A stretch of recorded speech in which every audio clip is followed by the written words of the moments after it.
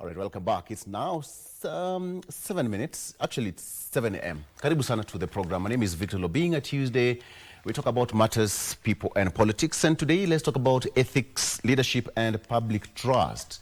Ethics, leadership, and public trust. That is in the Constitution. Chapter 10 of the Constitution dictates that every public servant must have the three. And I just wanted to get into deeper details whether, now that we are headed to the big day, that is the 2027 general election, you as Wanjiku, what are you supposed to do? Do we elect leaders who are exercising the three? Leadership, ethics, that is public trust, which is enshrined under the Constitution. And that is going to be our discussion today. Please talk to us and send us your comments on WhatsApp. That is 0707 30 32 12. That is 0707 30 32 12, 303 212. And talk to us. Do our leaders have ethics and leadership integrity? That is what is my question today. Do our leaders have ethics and integrity? In studio, I'm joined by Karanja Gacuca, who is a seasonal journalist. Joining me on set is also a political commentator. He's a colleague in the industry. Karanja, good morning. Good morning. Not in a territory, you're new to this. Relatively, but I'm home. So yes.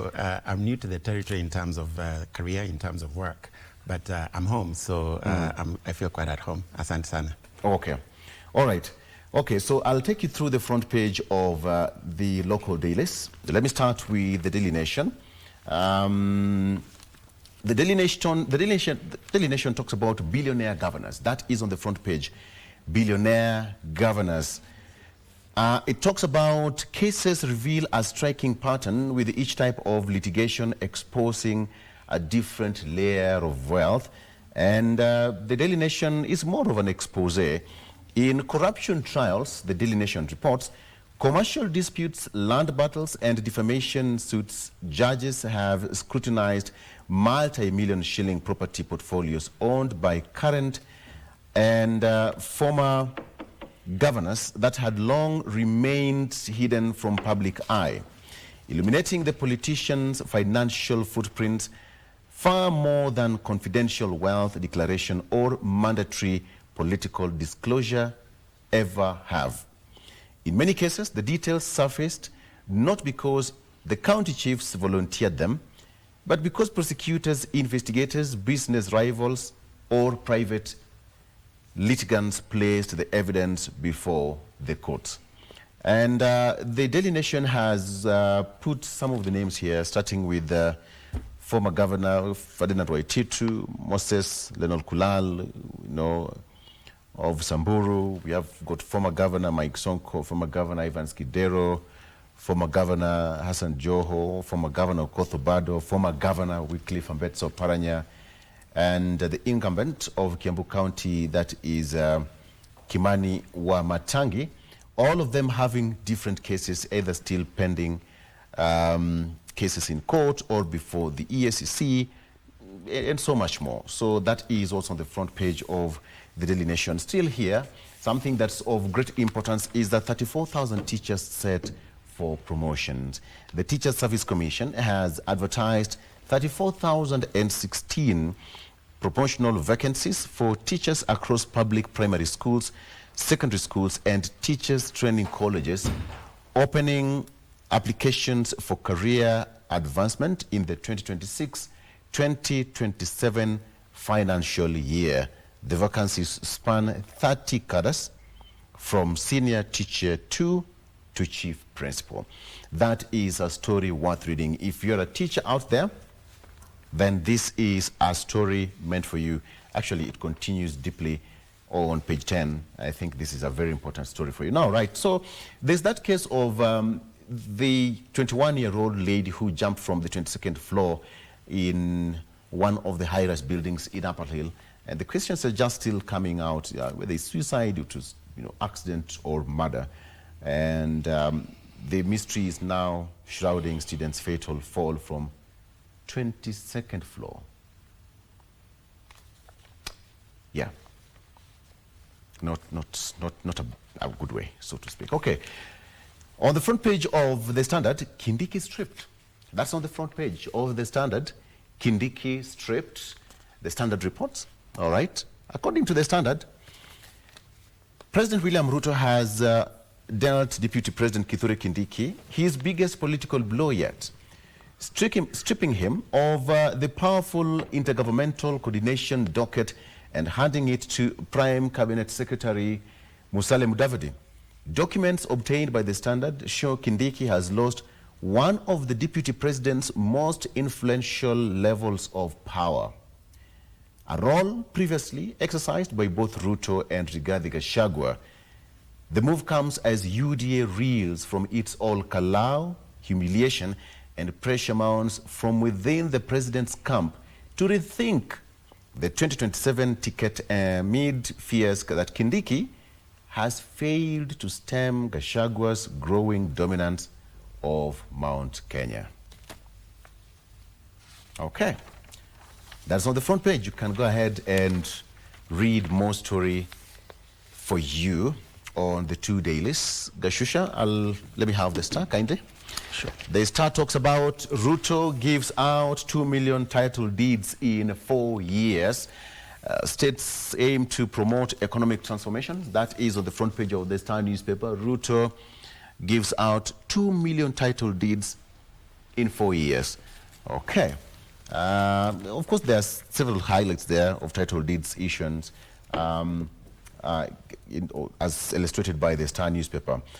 University ordered to pay ex-aid 1.4 million shillings for unlawful dismissal, and so much more. You can take a look at the story there, whatever you want to, on your favorite paper. Now, let's come back to our discussion this morning. Let's talk about ethics, leadership, and public trust. And my guest, Karanja, let me just start. First of all, we are headed to one of the most contested general elections, 2027. It's been talked about from 2022. The moment we stopped last general election, we immediately started another cycle. But do we have ethics? Good question. Do we have ethics? I think that question is still out there, right? Because as you see, for example, we've had this statement from Adnan Duale about his summons to the NCIC. Yes. Well, guilty or not, when the NCIC summons you, you should respond, regardless of who you are, regardless of who in government you are. You should respond. And statements sort of make very bold statements, positively stating that you will not show up, shows a culture of impunity that is very concerning. And without a question, without a shadow of a doubt, there is a certain lack of ethics in leadership. And by leadership, I don't just mean in government. I mean in everybody that's considered a leader, including in opposition politics. It's highly problematic that the type of politics, the type of narratives that we have is one where there's questions, and so it's very difficult to have integrity throughout the country if it's not being exemplified by the leadership. And by leadership, I literally mean everybody in governance, everybody in politics, including those that are in the opposition, because they do have power. But that power is given to them, Article 1 of the Constitution. But the fear is that they might sometimes try to play some dirty tricks with Article 1 of the Constitution and run with it. And Wanjiku will not even, notice. Well, Wanjiku has to learn that that we have a role. Yeah. And our role is not just in casting the ballot. My responsibility does not begin and end in 2022, in 2027 at the ballot box. My responsibility continues even after I cast the ballot. I, as a voter, I, as a citizen, should have to hold myself accountable to hold the people, the leaders in power accountable. And the way you do that is you participate. We should be demanding town halls. I remember in 2024, that was a thing that the president started to do. And that's something that is within the power and absolutely a right and responsibility for the public to start to demand that their leaders show up, answer questions. And also, when these leaders are showing up to rallies, we don't just need rallies, because rallies, it's a one-way, it's a monologue. It's not a conversation. We need to start demanding that these leaders, and we should be summoning them. It's within our right, and we have that capability. So we can't just expect leaders to show up, tell us, you know, whatever it is that they want to say, and then allow them to leave. And sometimes we know the culture of they give out small handouts. And you know, the sad thing is they know what they're required of them to be done. They know. Absolutely, they know better. But if they're getting away with it, then there is no requirement for them to do any more, to do better. We do have, if I can get actually quite serious, we do have something, we have a cloud hanging over Kenya. And that is, we have quite a serious situation where in 2007, we had what I personally describe as a genocide occur. We've never reckoned with that. And my contention is that until we reckon with what happened, until we have some type of an investigation, a thorough investigation, a truth and reconciliation type accounting of what transpired, then and I wrote actually in 2007 that if we rewarded the actors in the 2007 genocide with continued leadership, unquestioned leadership, that Kenya was never going to recover from the dirty politics of acrimony, of grievance, and of violence. And we see today that that is only continuing to get, in fact, worse, not better. Thankfully, we haven't had a similar incident, but I don't believe that the ground is not ripe and fertile for such an eventuality. It's not out of the question. And so we do have to reckon with that. We do have to reckon with a full accounting of what really happened. There was a campaign, there was a tribal campaign that was run ever since 2005 to 2007. So it was not spontaneous violence. It was not violence that emanated from the public. It was violence that was, in fact, spurred by politicians, by powerful people. There was a tribal campaign, an openly tribal campaign that was run from 2005 to 2007. And so until we reckon with that, to date, IDPs from 2007 are still they are still homeless. They have never been compensated. They've never been rehoused. Many lost their homes. They've never been able to go back to their homes. Those who died, the families, have never been compensated. There's never been a full accounting. So I believe that we have to go back and start there, and then move forward and investigate every type of occurrence that is happening right now. And that is accountability. Accountability. But then that accountability, you know, it sounds so good, but the leadership perhaps might not be so receptive to accountability. And that is one of the hindrances to getting justice. The leadership does not, I think it's ironic that we call it leadership. It's ironic that we call politicians leaders, because politicians don't lead. Politicians follow. Politicians follow the public. They don't lead. They follow whatever the public is saying. This so-called Linda Mwananchi, for example, it does not exist without you think so? The people. It is the Mwananchi who follows the leaders. The Mwananchi does not follow the leaders. It is the popular opinion that drives what leaders say. The leaders listen to what is being said in the public, and then they begin to reflect it to the public. Not entirely so, because at some point we normally see them going against the grain. And, you know, they say when you want to listen to Mwananchi so much, as a politician, because they have their personal interests, we all know that, they'll go against the grain and they'll lose the, you know, the track of whatever they want to achieve as individuals, as politicians. I feel like this is an interesting discussion, because I feel like I would be very interested to see an example of a leader who's going out there and making statements about things that the public does not like and is still able to have a following. They've mastered their emotions. That's the thing. They have mastered the emotion of the masses. They know. Nikiongea hivi, kila mtu will be like, you know, this is it. But I think you're agreeing with me. Thank you, sir, for making my point. They know that if they say certain things, they will get the public responding to them, because that is what the public is saying.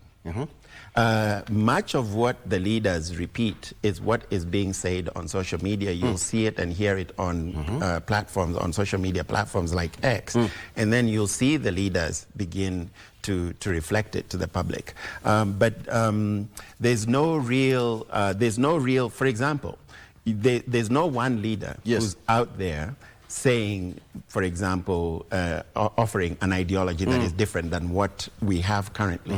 And that is because I don't see any leader that has any ideas that are different or separate. But then, so then what is ethical leadership? Because that is a very big question. And where we are headed, each and every Kenyan, I normally call that person Wanjiko, has one key role to see who has ethics and integrity to be elected in a position or not. So what is ethical leadership? But before you answer that, let's just welcome Major Retired Peter Mwithi. Thank you. Good morning, sir. Morning, morning. Karibu sana. Thank you. We are talking about integrity. Yeah, integrity. Are you a man of integrity? I don't know what measurement you are taking, having me. A human being is somebody who is created in a way that he opposes himself. Yes. In the way that he doesn't want to do what is right. The integrity issue is always there in chapter 6, I think, leadership and integrity. But you find human beings are very queer animals, we ourselves. We must be honest to ourselves. Yeah. We come from different backgrounds religiously, but in most cases, we don't measure up to the average points of integrity. And yet, we know what you're supposed to do. Integrity borders in evaluating what is right and what is wrong. But quite often, we go to that left hand of doing things which don't really make sense. It's in our DNA. Yeah. And to point towards politics, because now our country is actually in temperatures which are very high. And I would agree with my colleague here, panelist, that the people who are doing us wrong is politicians.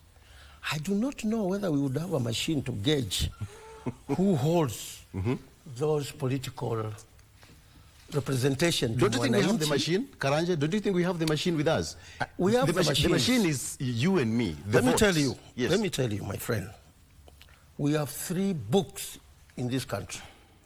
If we follow the doctrines and the teachings of those 3 books, we cannot go wrong in regard to integrity. One book is Quran, the holy book of those who prescribe the Islamic faith. The second one is the Bible. For us Christians, who prescribe the faith and followers of Jesus Christ. The third one is our Constitution, 2010. If we follow the teachings of those books, we cannot say that we are below any measurements of integrity. Now, when we talk about Bible, we have those teachers that they have volunteered themselves to guide the principles and doctrines of that book. But what do we see about them? they are short of integrity. Yeah. The Quran, the same. The Constitution, if it is followed to the letter, the issues of integrity would not worry us. And I know I can explain if you give me time. In the East Africa, we have a circle of general elections. Tanzania is the first one. You saw what happened there. Uganda, you saw what happened there. In Tanzania, if you prescribe the teachings of Gacuca, Honorable Gacuca, it is least in the ground. They were saying what happened in Tanzania is quarterfinal. Let me bring it to the football. Yeah. Although the World Cup session has already gone. You'll find that they were saying that is quarterfinal. Quarterfinal of what? Of what happened there. People died because of lack of integrity. And things happened there worse. When we came to Uganda, there is militarization of the democracy in Uganda. And you know what happened? The ones who are supposed to be there, they were not there. Take you back in Tanzania, the one who was supposed to oppose the president was arrested. Question of integrity. Now, in Uganda, they said it was a semi-final. But in Kenya, they are saying is final. Yes. And it's not only final, but grand final. Grand final of what? Chaos. Which I don't think should be. And I'm praying. Grand final of? Grand final of chaos. This is the ground saying it. But we are praying very much that we don't go to that direction. Yeah. And I just think that we in Kenya, we have an opportunity to show ourselves in terms of integrity, and also our neighbors and Africa as a continent, and also the world, that we have an opportunity now to show that our democracy is maturing. I'll explain that later on. But if we continue the way we are going, with Goonism, with what is happening, our politicians, I wish I could, I don't know, their tongues come out with the fumes that are very tribal, they are very political inclinations. I think that is the wrong thing. So when we talk about integrity, it's broad-based. It's broad-based. It's broad-based. But then it's debatable. Yes. But let us pray God that our politicians do not drive us to the grand finale of chaos in this country. Let them work very hard, and all of us, all of us should show the world that we can go into general elections, which is very peaceful, that no Kenyan dies, no chaos in general. So you can say it should be a grand finale of peaceful. Thank you. Resolutions. No, exactly. But then, Karanja, so what forms an ethical leadership? And why is it important? Well, basically, two questions.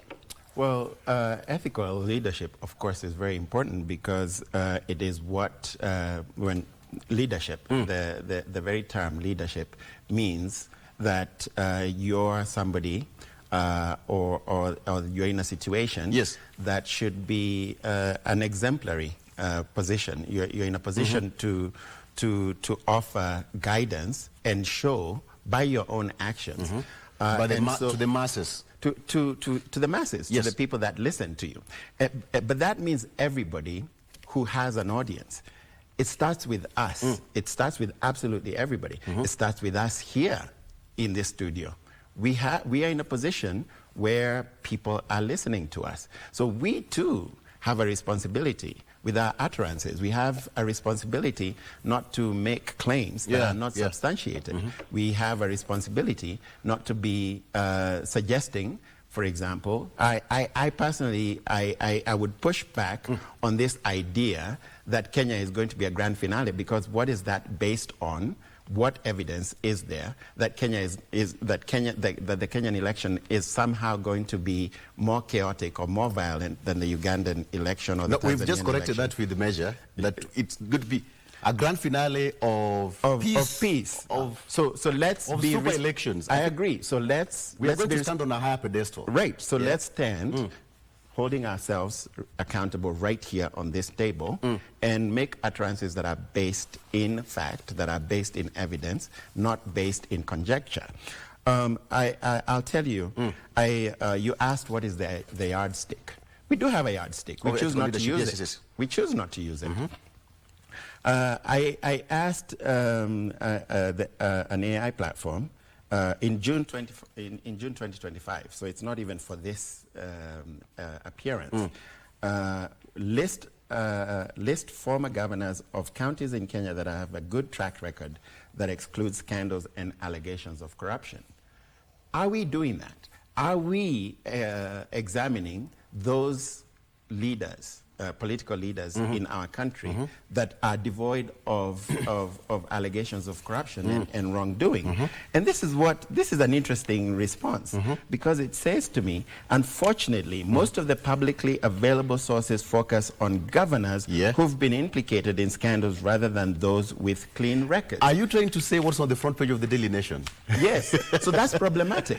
So if we in this industry are not doing that job, who is going to do that job for the public? To support your point, that is on the front page. You can go ahead and read it for yourself. It is absolutely, we in this profession have a responsibility to the public. So we talk about billionaire governors. We talk about, I see here there's Ferdinand Waitito, who's in jail. So he's being held, or rather has been jailed. I don't think he's still in jail. There's Mike Sonko here. He's been investigated impeached. And all that. So there's some accountability that's happening, but the point is that while it is important to report the facts, as they are, and these are facts, it is also important to report the facts in fullness, in their fullness. So it still did give me a list of governors. And I'm not saying that I'm vouching for these governors, but I'm saying that there is publicly available information that you can find. For example, at the top of the list is Kivuda Kibwana, who's from publicly available sources, says is a widely respected for his people-centered leadership and transparency. The next one is Amason Kingi. There's Josephat Nanok. This is just from a random search. So what I'm arguing is that we do have the ability to report on that. Yes. We don't do it. We don't do it. But then, Major, look at it this way. At some point, we will come back and start blaming the leaders. But there is one person who has a responsibility to choose the best leaders. That is you and me, the Wanjiku. Yeah, this is Wanjiku. But again, the Wanjiku we have now is changing her mind. Why? It's changing her mind because Wanjiku thinks that they are as political representatives will do justice to her. But when she looks back again, she finds these politicians are not doing anything good. Most of them, actually, not all. Most of them are not doing justice. And we have questions that we should tackle here first before we blame the Wanjiku. The question again revolves to corruption. My friend, how do I wish that we would have the full-fledged ministry of countering corruption. But we have. We have. The Ethics and Anti-Corruption Commission? See, we have with corruption, that is EACC. It is you and me, the Wanjiku and me, who are doing these things. Right now, I was coming from Rongata Rongai. Right. It is the public domain. Nobody wants to have evidence that our few traffic policemen ask 50 shillings openly. Let me tell you. And then we blame our leaders. I'm coming to support you that Wanjiku also has a problem. I come from Rongai. I am in a matatu. I see a police officer taking a bribe. You know, taking a bribe, 50 shillings. I'm seeing him, everybody's seeing in that matatu. If you want to raise a question, why this policeman, the same Wanjiku who is sitting to me, and I'm also Wanjiku, will say, we, harakisha bwana, tunachelewa, mpe. What is our role? I have never seen His Excellency, the President, Dr. Samuel Ruto, taking bribe there. I'm telling you, my friend, the president or the presidency, when he speaks, that is already a policy. When he speaks, that is a policy. He is the president. He has all the machineries of powers. He is the commander-in-chief of the armed forces. If he says no to corruption, yes, I'm telling you, we are done with it. Okay. But our attitudes of the Wanjiku is that it cannot finish. It has taken, and let me tell you, to finish my line of thought. Have you ever seen any political leader going to benchmark in China where corrupt offenders are murdered and to come with that report, present it to the parliament and say, this is what I've said? What do they go there? Shopping, my friend. So until we change the dynamics of our attitudes of this Wanjiku, okay. All right. And you know, Wanjiku is also a problem. If I get down and incite people and tell them, oh, this policeman is doing bad without violence, I will be again told that nimeingilia kazi. So here we are talking about ethics. We are talking about ethics and integrity. Yeah, ethics. So integrity requires that we take a break because it's 7:30. That's integrity. All right? But your values also. We'll be right back. Stay with us. Stay with us. Stay with us.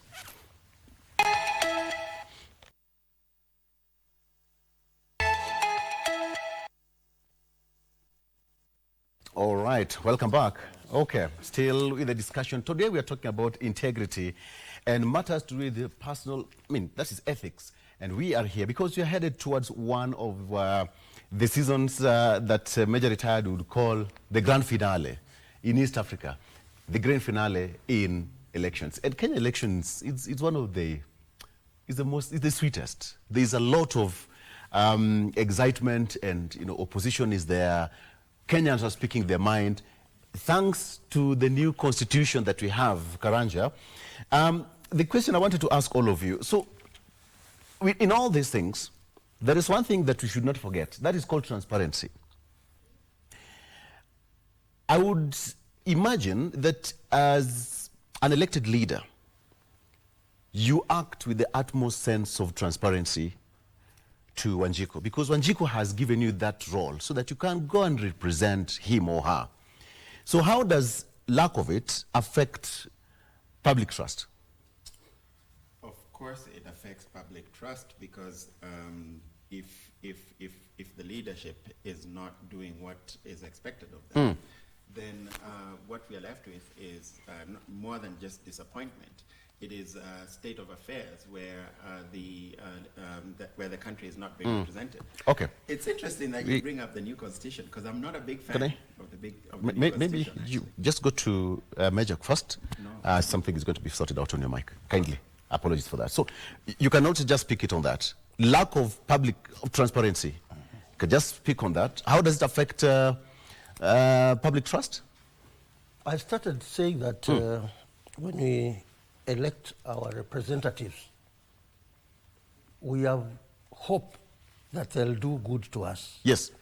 And the work of any government is to give its citizen hope. And let us all agree that the asset of the government, any government, is Wanjiku's. The asset of any government in the world is just those Wanjiku's. And the leaders who lead the government expect a lot from the Wanjikus. I'll give you an example, which is a very, very unfortunate example that I have to give today, shaping the opinion of Wanjikus out there.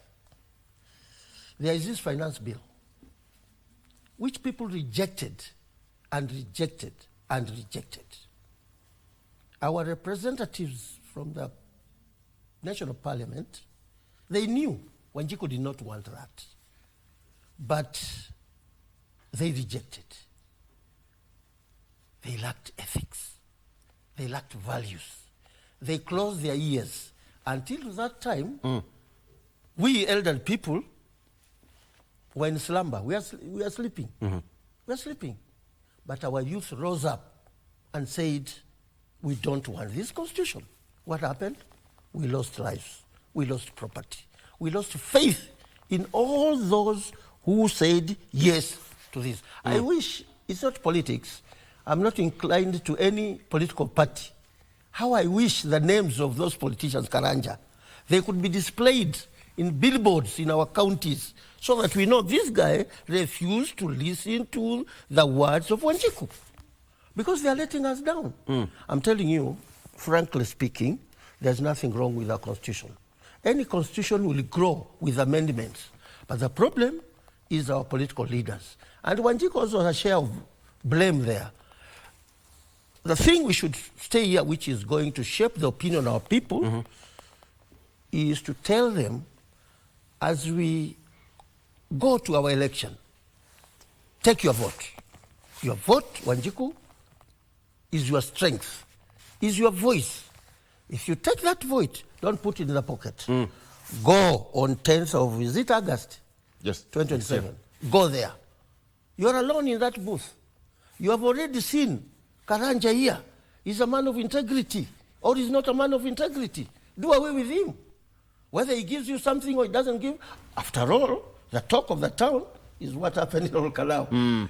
Oloo, if we have time, we can digest a lot of lessons from those people without being inclined to any political party.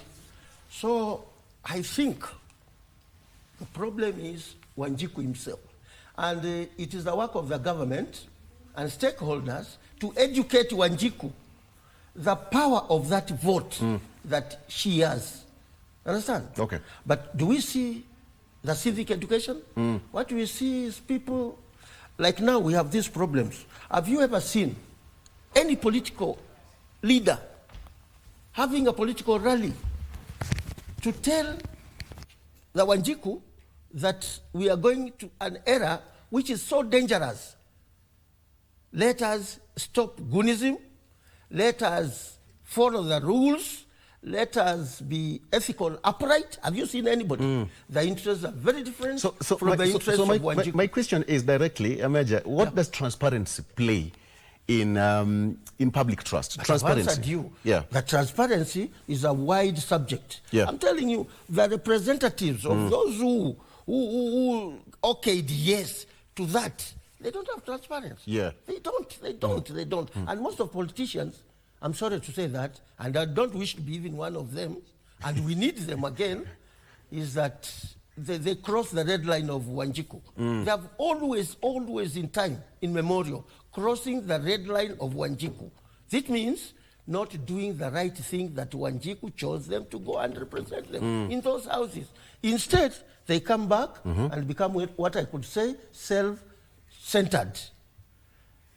If you look at our National Assembly, my friend, you'll find that there are few of our legislators there, and their work is to legislate, approve those bills, make other things.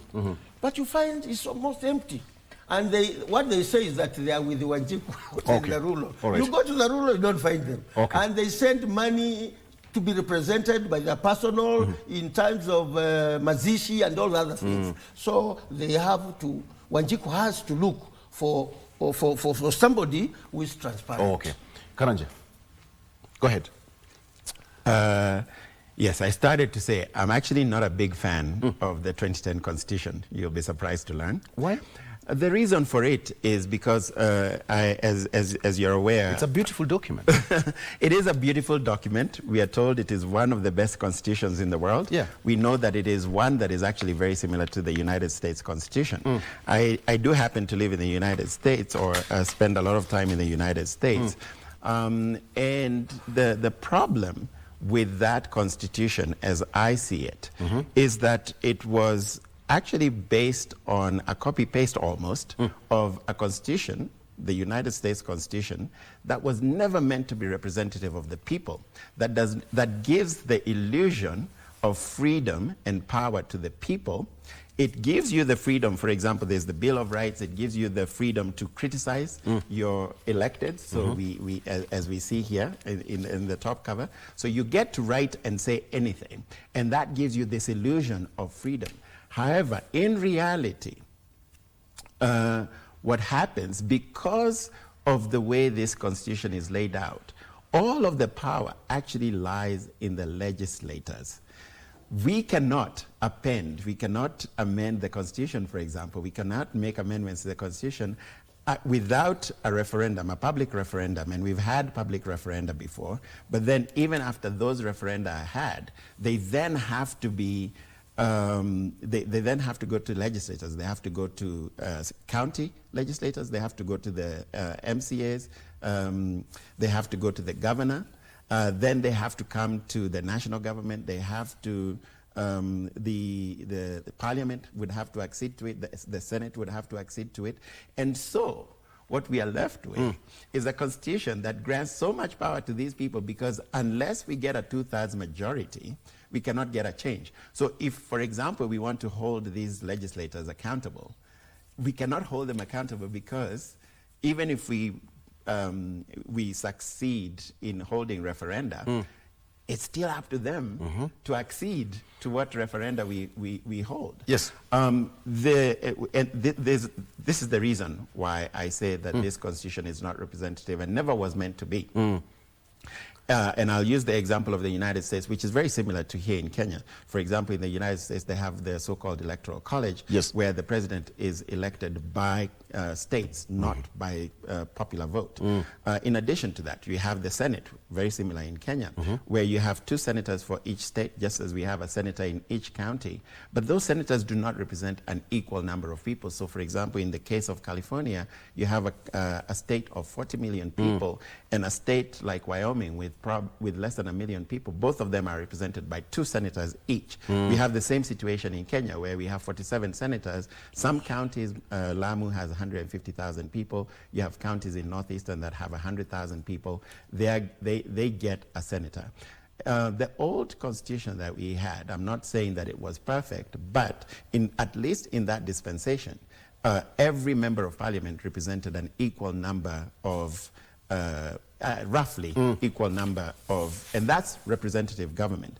But this provision, where only the legislators can accede to any changes that we would like to see, is highly problematic. They will not accede to any change that strips any power from them. So, for example, when Kenyans have been talking about one man, 1 shilling, in the BBI, for example, the referendum, it's never going to pass, because the people who have to accede to it would have to strip power for themselves. And so we don't, we have an illusion of freedom and power in the public, but we don't actually have real representation. And that's why they don't have to pass bills or motions that are popular to the public, because there's literally nothing we can do except wait for 5 years to either bring them back into office or not. The other thing that allows them to not be accountable is because, as we see, there's all of these stories on the front page of the Daily Nation, except for Sonko and Waitito here and Kidero. You know, many of these figures I'm seeing are still in office, and there's absolutely nothing you can do to them. And if they are held accountable, at most they're given fines which are far less than the alleged amounts that they have embezzled. And so we have built into our system a culture of impunity. I actually argue that it is not, the problem is not so much our politicians, because I believe that water only takes the shape of the cup, right? Of the vessel that you put it in. And so we have to have a system, processes and systems in place that actually lead to behavior that is different. Let's this to all of you, to all of us. Major, let me take you back to your to the first day you joined military college. The first day, what were you told? First day. That was, you are taking my memory back to 1980. Right. When I was recruited in the military. I was a teacher by then, because I joined the military as an education officer. Yes. Or an education instructor. What the instructors taught me that time, they cleaned me of uraia, things that I used to do there, and opened a gate to the doctrines and traditions of the military. And I learned a lot. How I wish the veterans, and you know we have so many Karanja veterans, we have very many veterans who have retired, but they are able to do something. We have so many people in the security service who have retired. Unfortunately, some of them have died. Some of them have injuries. Nobody even thinks about them. And one thing I was taught there, and is still in me, and many other veterans, and most of the officers, the commissioned officers, is what we call patriotism. Patriotism. Patriotism. Very good. Patriotism. And that patriotism, again, is what is lacking. If you look, as we left the colonial time, 1963, when we got independence, our forefathers, up to 80s, up to 90s, there was a lot of patriotism. Very good. Where wewe, yes, ungalikuwa umepata grades za kwenda US kama Karanja, na una pesa, kijiji, they all knew, na wanakupeleka. Yes. But beyond 1990, mambo ikaanza kuharibika, ikatulemea. There is a reason why I asked you the first thing. The first day you joined the military college, the keyword is patriotism. Patriotism. Decades later, it's still imprinted in your mind. Yeah, it's in the mind.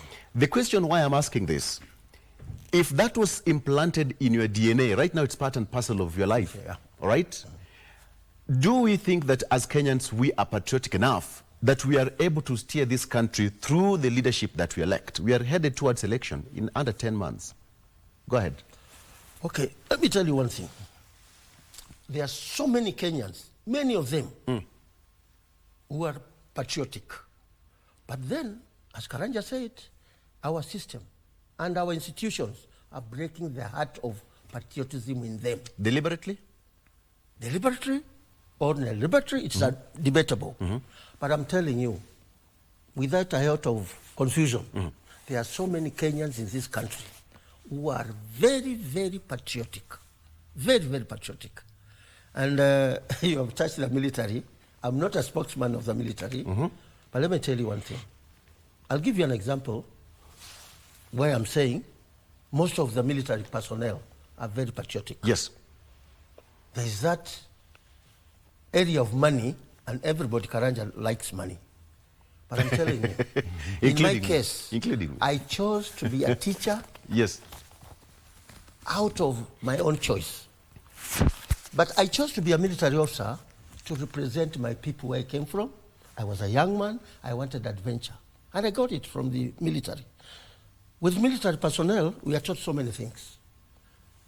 That life doesn't matter so long as you defend Karanja, you defend his property. I can give you a very small example of myself and many others out there. In my life career of the military, the significant areas that will support the patriotism, in 1982, I was a senior sergeant. I was in Kahawa when that coup took place. When the Wanjikus thought that the regime was pushing them to the wall, the few elements of the Air Force, just a few, wanted to overthrow that government. And most of us who were patriotic enough, we said, okay. We were told by our leaders, I was a young officer, that if Kenya goes to the dogs, we all go to the dogs. Yeah. Believe me not, I passed through museum here with my gun. We suppressed that mutiny. We redeemed the KBC.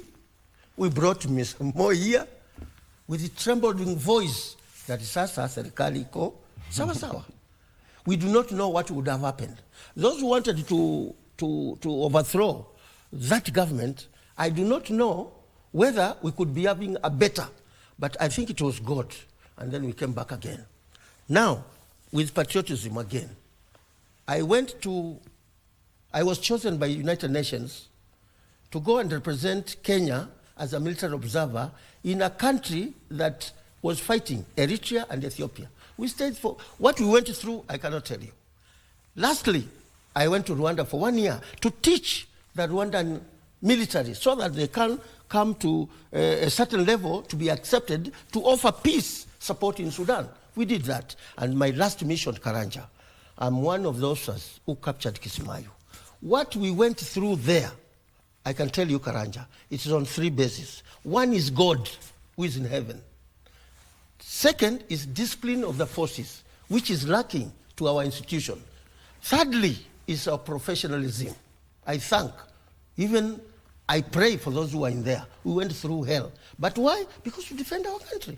I wish most of our institutions that are lacking ethics, and they're very weak, I don't know why, and it resolves to what Karanja said. These representatives of ours, although he doesn't want to blame them so much, wako na shida. Our institutions are very, very weak. They are not independent.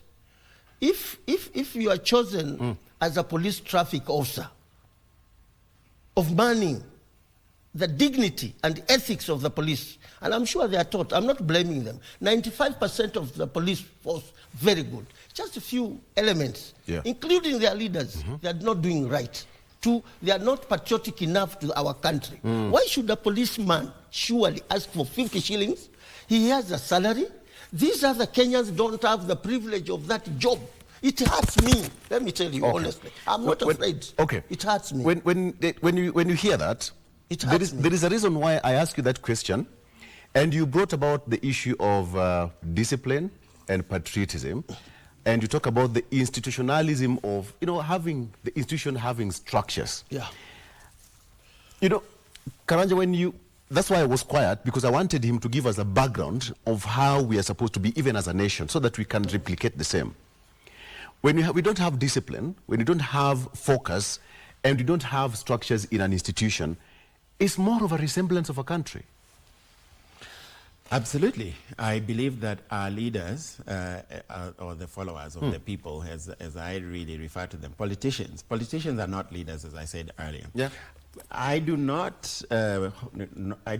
fail to hold them to account. They are absolutely, there's rot in our politics. So I'm not suggesting that they are not rotten. There's a lot of rot. We see it. We see it right here in this headline. So I'm not suggesting that the politicians are blameless. There's actually a lot. What I'm suggesting is that there's a lot of blame to go around. But I'm also arguing that what we have to do is to build the vessel that carries the institutions, that carry, that create an environment that better holds these people, especially politicians, accountable. Politicians are politicians, and by the way, politicians are politicians absolutely everywhere you go in the world, including in the West. So politicians, they politic and they follow. They don't lead. But we have a real responsibility. So, for example, after every election that has happened, and we can go back all the way to 2007, we have an institution, and I do believe that our constitutional institutions are actually doing what they're supposed to be doing. We have an institution called the IEBC. It was called something different. The IEC, I forget what it was called back then in 2007. The politicians... IEC, it was Independent Electoral Commission, IEC. Right, exactly. The politicians were the bad actors in that election, and yet who was punished? It was the leadership of the Electoral Commission at the time. In 2012, again, I remember, I think 2012 was the only one that was not contentious, if I remember correctly, but I think even then, the IEBC was ousted. In 2017, the IEBC... There's a Kivito Commission. Right. There is Isakasan Commission as well. Right. In 2017, Yeah. there were people... 2007 was Kivito. Kivuitu. In 2007. Yes, right. Then later on came Isaac Hassan. Hassan. Exactly. Right. And all of them were hounded out of their jobs, despite the fact that they were not the bad actors. Right? The bad actors Someone were had to take the politicians. blame. That's a problem, because if that's how we go, with someone having to take the blame, and then we go to the lowest, in that situation, the lowest, the least of the actors is the one that was held accountable, was the fall guy, rather than the political actors.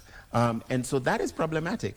When we accept holding people who don't have sufficient power accountable because somebody has to take the blame, rather than actually apportioning the blame where it belongs. It should be personal accountability. It is a lack of accountability. Okay, so this is a question I want to ask all of you, because we are all patriotic Kenyans. There's no doubt about that. I agree. So what role do we have to play to punish those who have bad manners? And I use that word strongly. People who have bad manners, because when you don't, we elect you to represent us, to give us good services, and to be the face of this nation, and to uphold the 10th Constitution that you're not talking, you're saying that you're not much a fan of, but for us it is. How then do we play a key role? Starting with you, Major. Okay. You and I as Wajiku, what do we have a role to play to punish the bad manners? We have a role to play. Which one is that? And before I go to that, allow me to pay respect to Kivuitu. Kivuitu did a good job. Yeah. And let me tell you, one day I was in Ugandan house. I was in full uniform. There's something I was going to collect there for the office. And I met Kivuitu. I stopped him and asked, Kivuitu, you said you don't know what happened, who won or who did not win. Can you explain to me? Because I was in uniform, he respected me. He was walking very slowly. We went to a corner somewhere, and he told me, I don't know what happened there. The votes were taken to bombers. Whatever happened there, me, I do not know. I do not know. Because I was perturbed. This man is in charge of the whole process. He's saying he doesn't know who won. What is this? Then good enough, I asked him. But I think I concurred with what he said. Because those people who were doing bad things there, he didn't know what was happening there. So, to come back to your question, and Karanja said something here, we are here to shape the opinion of Wanjiku. I think if you allow us to ventilate or to bring about the rot that is in the country, we should allow us here with my friend Karanja to give suggestions as how we should be able to go to 2027 peacefully and look at these things critically. And I'm telling you, without peace, we cannot have a durable democracy. Without peace, we cannot have a durable democracy, the democracy that we all cherish. And peace begins with you. Your question now, your answer. Let us all have the attitude of following the Constitution of 2010. Yeah. However, it has gaps. I agree, it has gaps. For example, Karanja, you will see that the country is saying that our youth do not have jobs. Look at the president. He has to go to 2 terms. I'm not talking 2 terms which is being said. In the Constitution, he has to take 2 terms, isn't it? Yeah. The governor, 2 terms. What about the MPs? Forever, they are there. They have the wealth. Yeah. They have the money. They can confuse the Wanjiku. The women rep, the MCs, forever. And we are saying these young people need jobs. Yeah. So I agree that our Constitution of 2010 is not a perfect. It has to be. And you know, when it was being drafted or crafted at Bomas, I remember Hayati Baba said, we don't have time. We have accomplished almost 80% of what we want, and we are nearing the general election. Let us pass it the way it is. Then we shall come and revisit it and amend it. Yeah. What is the proportion of percentage of amendment that our representatives from the national government have done? I think it's very minimal. Okay. So, one thing, let us follow the rules of the Constitution to the letter. Let us use simple tools that we have. We have the national flag. What does it tell us? We have the national anthem. I wish I had that bit, I could recite it here. We have our national anthem. That the words which are in the national anthems, they mean sweet voices only. As a patriotic Kenyan, we should always follow those words. You understand? So give us time with Karanja, we give solutions. One day, Our Excellency, the President Ruto, he was so mad and said, you people munanipinga kila wakati. I want people who can give solutions. Let us see what we can do with this pace of the grand finale of peace, so that we move our country beyond 2027 peacefully. Okay. Let us discuss, give us time, we discuss with Karanja to give the opinion. I can give you the last one. We saw Sifuna and many others. Yes. On the right hand, he has a national flag, big. I'm proposing to all our politicians in their political arenas, in the meetings, first, let us begin with the national anthem. Let us open the ground with the peace. And every Kenyan should raise this flag. So you should raise this handkerchief. Why it is 50 shillings. And when we buy, all of us, the meeting is like this. We have work for our children here. And this is a white Karanja, which symbolizes peace. So I'm calling upon right now, because we are giving opinion for peace in 2027. Let every Kenyan, when he's going to these political rallies, have this as a tool, as a gun. Wave it, and everybody will know you are a peaceful. Even the goons will fear you. The goons will fear you. He comes there with a stone, you wear, watch out. With the white handkerchief. Yes. All right. Okay. These are the tools. Thank you. Okay. I think that's a very good point, Karanja. If you hear what he said, that's why most of the time I was quiet, because there's a salient point there. He talked about the issue of goons, and the president also talked about it on Sunday. He said that they must be crushed, headed towards the election. Last question, the point. You and I, as a Wanjiku, we have a role to play, right? Absolutely. Go ahead, in under 1 minute. Well, as Wanjiku, we have to be accountable in ourselves, in our behavior, but also we have to allow institutions, especially constitutional committees and institutions, to do their work. The NCIC, the Ethics Commission, we have those. We have to allow investigations to happen. I remember, I forget there was a politician that had been imprisoned, and there was no doubt, I forget who it was a politician, forgive me for not having this at my fingertips, from Western, that went to jail. There was no counter to the fact that he was guilty of the crime he had been convicted for. But I remember people gunning for him to be released, simply because alikuwa mtu wetu. I really should have had this at my fingertips, but I didn't. But that culture is a culture that exists where even when we know that politicians that we support are guilty or have done things. We have the case of Babu Owino, for example, shooting somebody in a club.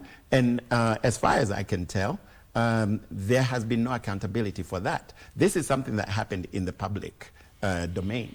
And so, but who defends these politicians? It is Wanjiku. And so until we have a culture where we are willing to see absolutely everyone held to account for whatever it is that they do, wherever it is that they do, regardless of our support for them, we have to be a country, as Wanjiku, we have to be a country, a society that is led by principles, not personalities. And the problem is that we currently have allowed a politics of personalities, a cult of personality type leadership, rather than a principled leadership. And that is the role of political. I have a few comments here. I have a few comments because of time.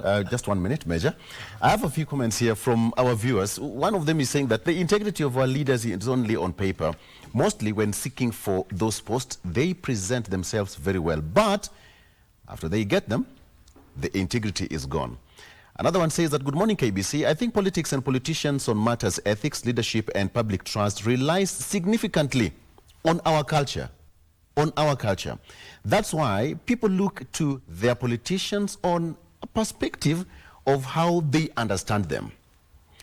Today, this link is surely loose, since most educated people would rather hold to be passed on skills to lead instead. Another one says, instead of relying on what tradition, there is, okay, I didn't understand that, on tribal level. I think he's talking about tradition and we are not so tribal. Another gentleman called Isaac says that, talking about the power of the citizens, on this Wanjiko phrase, would citizens rely purely on what the politicians say, or is it right to also look to where we are headed as a people? Question. I recall, for instance, that's around 2020, during 2022, the corona he's talked about, when there was a global threat of what the resources we have and how we would be at a danger of exhausting significant resources, hence the need to look to alternatives. What you talked about, you need to have an alternative. You said, what the president said, that what alternatives are you trying to give as a nation? Same also should be about the virus and other planets where life is habitable. So we need to be flexible and be in a position to give solutions. But we just need to wind up. Okay. And I'm reminded to tell you that we need to say thank you, because you're one of those people on 1st of August, 1982, at 3 a.m. When the attempted mutiny happened, and by midday, you neutralized everything, and KBC still stands because of the people like you. And now, parting short, 2 items only. Please, I'm calling to Our Excellency the President, plus the religious leaders. If there is any time in this country that we need national prayer, it is now. Let him call the national prayers. We come together again and call the blessings of God. 2, I am the Secretary General of the Veterans from the Rakanidi County. And we have done so many parades of the presidents. And these veterans, I'm not saying that those who are surrounding him don't give him advice. Others give him positive, others negative. I'm calling His Excellency the President to call the veterans who have fought for this country, all with their lives. Unfortunately, some of them are dead. They are not with us anymore. Some of them are struggling in Somalia to defend this country. He has called all other people to State House. We are not going there to get money, but we want to dine with our president. Dining with our president, we shall tell him what we think can push this country. We shall, you see, a president is not a super god. Wanjiku thinks the president is a superman. He's a human being. When you abuse him, he can react to anything. We should also respect the presidency and the president as a person. You understand? I'm not trying to defend the president, but I'm calling him, and I know his intelligent people are looking at this, make a point of calling all the veterans to come to State House. We shall tell him some of the things that can grow peace in this country, especially as we approach the general elections. We are not politicians. We are people who have defended this country with our own life. And when he calls other people, and veterans are outside there, we feel that. Thank you. So the president, wherever you are, please make a point of calling all the veterans in this Kenya who have served us. Most of them have died. Thank you. We shall come there to the State House, not to dine, but to be happy with you. You are our commander. And those politicians and civilians in this country go to the meetings with a white handkerchief. On the left and the right, be a national flag. Absolutely. And you shall move and call us. People like Karanja, we can give you more answers to the problems we have in this country, so that we can go. You know what I like about the discussion is it has given us some kind of historical background where we've moved as a nation, and some of the things that we need to do right, Karanja. Even the first time, actually when we met, I asked you, what is our image of Kenya out there? And what did you say? I actually believe, my experience is that the image of Kenya out there is far on the global arena. On the global arena. Tunachoma huku nyumbani. Lakini our athletics wameleta bendera and congratulations. We know how to fight our internal wars. They are very good ambassadors. Okay. And by the way, the MP I was talking about was John Waluke. When he was convicted, and he was convicted without question, people came to his defense, including very senior, well-known politicians, arguing that the sentence should be reduced. Not that he was not guilty, but that the sentence was too harsh. Yes. That's an example of lack of accountability. All right. That's my friend, Major. He's also a Major General Waluke. He was here. I think he'll be here tomorrow as well. I'll pass that message. Yeah, we need to talk about this as we go there. Thank you so much. Gentlemen, we have to wrap it up there. It's been a good one. But I thanked you, but I think you did not get it. 1982, 1st of August, at 3 a.m. Yeah. You were still a young man then. I was a young man. And you carried your gun all the way from... I was only married with one child. And then you came here, and here we are enjoying this space because of the people like you. And we left the GSU down there. I don't know how they are taking you now. They're still there with their tents. Yes. Or they have been built good houses. Because we left them with the tents. And they're doing a good job. No, they're still there. And the police officers in this country are doing tremendous job. If they go on strike one day... No. Let us wish them the very best. Let us wish them the very best. Major Retired Peter Mwithi, thank you so much. Asante sana for being part of the show, and as well as Daniel Gacuca, who is a journalist. Karanja, the hardest thing, I have to admit, is to ask your fellow journalist a question. Apana, ningumu. Thank you so much for watching. Thank you for having us. Good boy. All right.